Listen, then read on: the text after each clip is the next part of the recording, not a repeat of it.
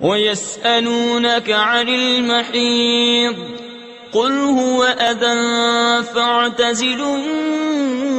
النساء في المحيض ولا تقربوهن حتى يطهرن فإذا تطهرن فأتوهن من حيث أمركم الله إن الله يحب التوابين ويحب المتطهرين۔ اور تم سے پوچھتے ہیں حیض کا حکم،